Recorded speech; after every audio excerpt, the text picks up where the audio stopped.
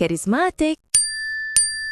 Hi, everyone. We're thrilled you're here. We really are. At The Charismatic, our team works around the clock to bring you content that genuinely helps. Nearly 50 specialist employees put their heart into every episode, so you get the best experience. Yeah, it's a real team effort. So if you're enjoying this, tapping, leaving a quick comment and sharing the video really helps more people see it. And it gives us the boost to keep making our best work. It really does make a difference. Okay, so today, let's just dive right in. We've gathered some sources that are, well, pretty direct.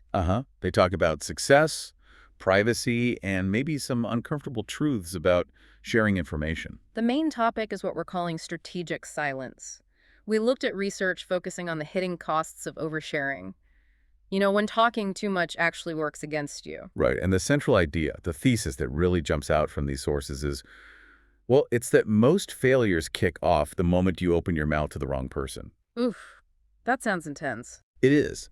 The sources frame sharing sensitive stuff as basically giving ammunition to people who might, maybe subconsciously, want to see you stumble.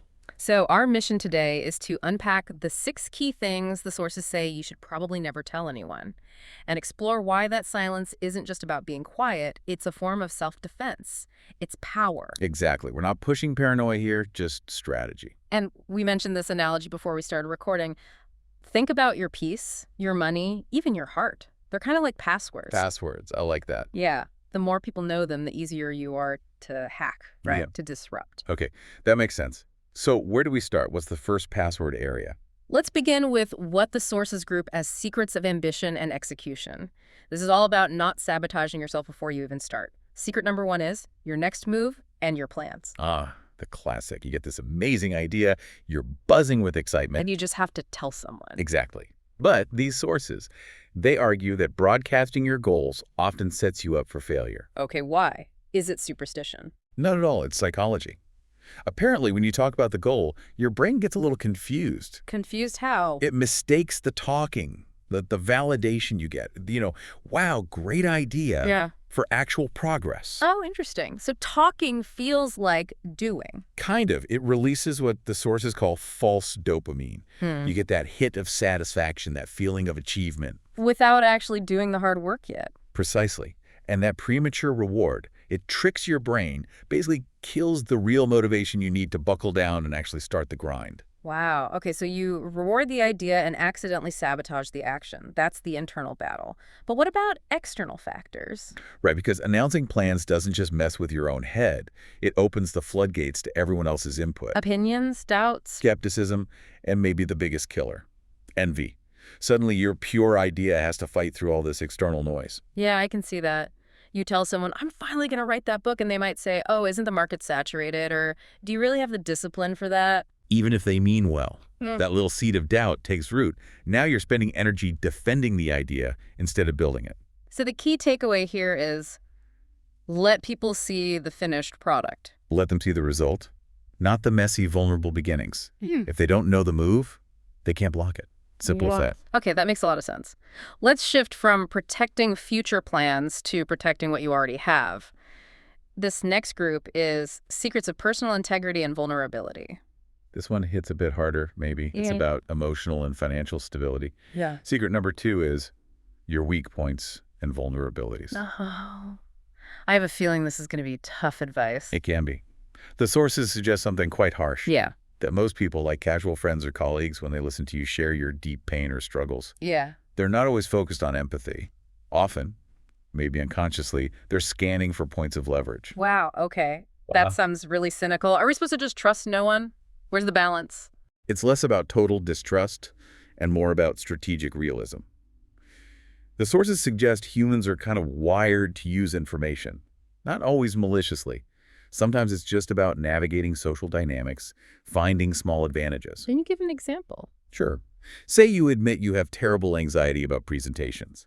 If you're ever up for the same promotion as someone who knows that, well, they know exactly how to subtly undermine you or make you uncomfortable beforehand. Right. Or if you say, I absolutely hate being ignored, what happens the next time someone's mad at you? They know exactly what button to push. They'll use strategic ignoring. It becomes a tool they can wield. So the advice isn't never share feelings. It's be incredibly selective. Exactly. Talk to people who can actually help. A therapist, a coach, maybe a trusted mentor, or even just a private diary. But sharing deep vulnerabilities with casual acquaintances, the sources say that just turns your pain into potential gossip or leverage. Protect your inner world carefully. Got it. Hey, just want to jump in here. Thanks for watching this far. Yeah, seriously, thanks. If this is helpful, please hit share and send it to someone who'd love it. Your support keeps the team fired up. It really does. Okay, back to it. So, we've covered plans and vulnerabilities. Let's move to another really sensitive area. Money. Secret number 3 is your income and wealth. Money. Definitely a place where, according to the sources, people often mess up strategically. Oh, so? It creates this dual problem, depending on whether you boast or complain. Neither works out well. Okay, let's break that down. What happens if you boast about your income or possessions? You attract deep envy. The sources are really clear on this. People inevitably compare themselves, and often, subconsciously or not, they might start wishing for you to fail just to level the playing field in their minds. And it changes how they see you, right? Absolutely. You might stop being seen as just, you and more like a resource. Even family might start treating you like a walking bank account. The dynamic shifts. Okay, so boasting is bad. What about the opposite, complaining about being broke? That attracts pity. And the sources argue that pity is the absolute opposite of respect. You get treated like a burden. Yeah, or like a charity case, someone who needs help rather than an equal. You lose standing, you lose respect. So whether you flash cash or cry poor, you kind of lose either way. That's the core argument. Money drastically changes perceptions. Keeping your financial situation private isn't about being secretive for the sake of it. It's self-defense. It protects you from judgment, expectations, envy, pity, all of it. The less they know about your wallet, the sources say, the more they have to respect you, your character, your presence. That leads perfectly into the next cluster. Secrets of relationship peace and private sphere protection. Protecting your home life. Absolutely critical. Secret number 4 is family and relationship problems. The rule here seems simple. Keep private matters private. Pretty much. What happens inside your home, the struggles you have with a partner, a parent, a child. That information should generally stay within those walls or only be shared with professionals paid to help.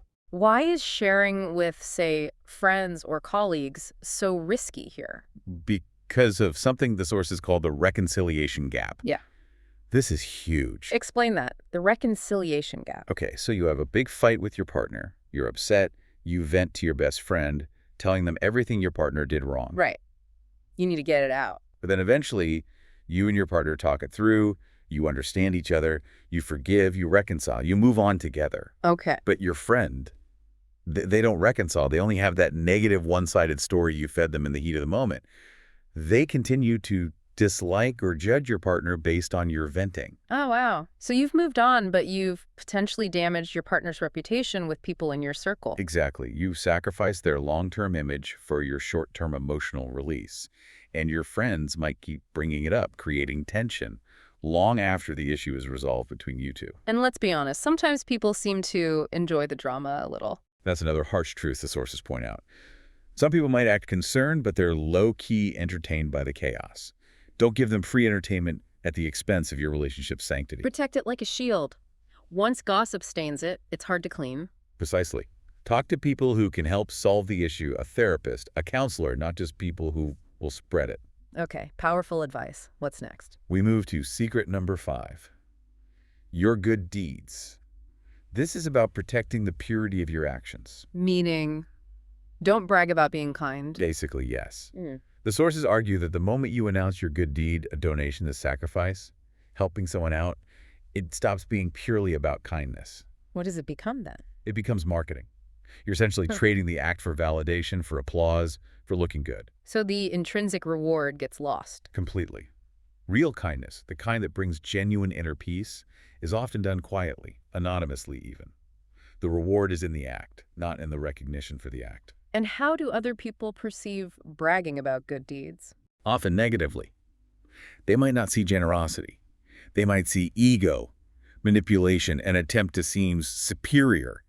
It can create resentment. Do good, but do it silently. Let the positive impact speak for itself, or as one source put it, let karma post the receipt. Love that. And a quick bonus secret, kind of related to relationships but broader, Yeah. your love life details. Ah, yes. Stop giving play-by-plays. Pretty much. Stop telling everyone every detail about who you're dating, the relationship status updates, every little disagreement. Why is that so important for peace? Because the more opinions you invite into that intimate space, the more chances those opinions have to create noise, doubt, and insecurity. You're letting the outside world potentially disrupt your connection. Keep the sanctuary private. Peace comes from not narrating your life to an audience. Exactly. Okay, let's try to bring all these threads together. 6 secrets. Plans, weaknesses, money, family problems, good deeds, love life details. And they all circle back to that central metaphor you introduced earlier. The password idea. Yeah, your peace, your plans, your finances, your relationships, they're like high-security passwords. The more people have access. The higher the risk of getting hacked. Yeah. Derailed, judged, manipulated. It's about minimizing your vulnerability surface. I like the analogy one source used, the silent lion. A lion doesn't need to roar constantly or post updates to the jungle saying, "I'm king." Its presence is enough. Its focused, disciplined movement conveys its power. Strategic silence is like that. Moving smartly, keeping your core self protected by discipline and discretion. For listeners who find this resonates and want to explore the why behind it more deeply, the source is pointed towards a couple of key resources. Robert Greene's work came up a lot. Yes, specifically, the 48 Laws of Power. Law 3, conceal your intentions, and Law 4, always say less than necessary, are directly relevant here. They really detail how talking too much reveals weaknesses and gives away control. And Greene's other book, The Laws of Human Nature, digs into why people instinctively look for leverage, why revealing vulnerabilities gives others, well, power over you, even if they don't consciously mean to misuse it. It really reframes silence not as weakness, but as a powerful form of self-mastery and protection. It's a shift in mindset. Definitely. So the final thought we want to leave you with is this. Think about that power shift. Consider just one area in your life. Maybe it's a big plan you have, a personal insecurity, your financial situation where you could practice strategic silence starting today. What's one password you need to protect more carefully? That's a great challenge. Thanks for staying with us till the end. If this helped, drop a quick comment and share it with someone who'd love it. Every share helps more people find us. And don't forget to subscribe to Charismatic. The best is yet to come. See you in the next deep dive. Stay charismatic. Charismatic.